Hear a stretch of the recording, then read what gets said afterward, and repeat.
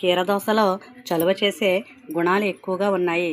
వేసవి కాలంలో దీన్ని జ్యూస్గా చేసుకుని తాగితే ఆరోగ్యానికి ఎంతో మంచిది. దీంట్లో మెగ్నీషియం, పొటాషియం, కాల్షియం ఎక్కువగా ఉండడం వల్ల ఇది ఆరోగ్యానికి ఎంతో మంచిది.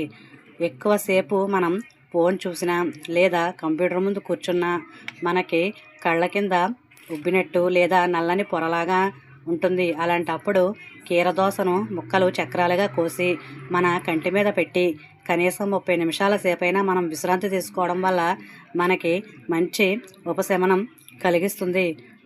చిన్న చిన్న కీటకాలు ఎప్పుడైనా మనల్ని కుట్టినప్పుడు మనం ఆ కుట్టిన బాధ దగ్గర ఆ నొప్పి ఉన్న చోట కీరదోస ముక్కను పెడితే మనకి ఆ బాధ నుండి త్వరగా ఉపశమనం కలుగుతుంది.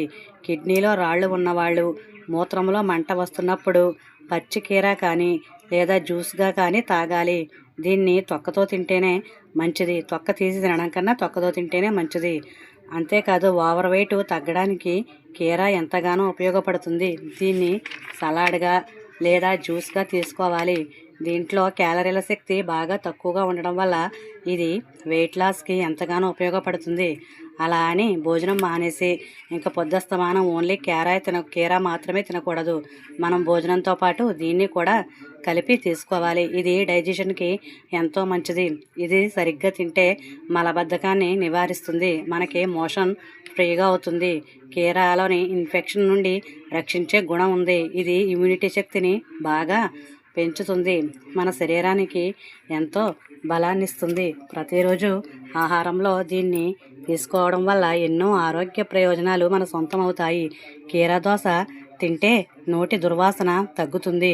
అంతేకాదు నోటిలో ఉండే పళ్ళు నుండి అప్పుడప్పుడు రక్తం కారడం, చిగుళ్ళు ఉబ్బినట్టుగా ఉండడం లాంటి సమస్యలకు కీర మంచి ఉపశమనం కలిగిస్తుంది.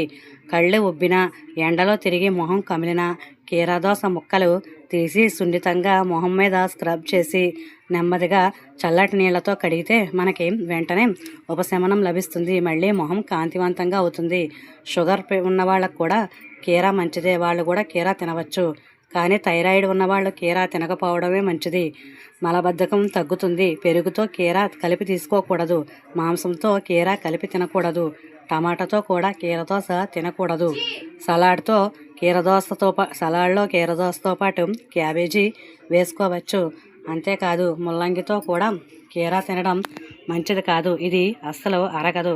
ఇలా తినకూడని పదార్థాలతో కీర తినడం మానేసి బాగా ముక్కలు కోసుకుని లేదా జ్యూస్ చేసుకుని మామూలుగా కీర తింటే అది మన శరీరానికి ఎంతో మంచిది.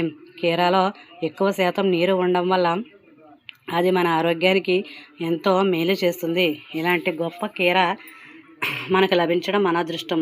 కాబట్టి కీరాని ప్రతి ఒక్కరూ ఆహారంలో భాగంగా చేర్చుకుని దానిని సంపూర్ణంగా తీసుకోవడం వల్ల మనకి ఆరోగ్యం ఎంతగానో మెరుగుపడుతుంది. ఇప్పటివరకు నా వీడియోని చూసినందుకు ధన్యవాదాలు.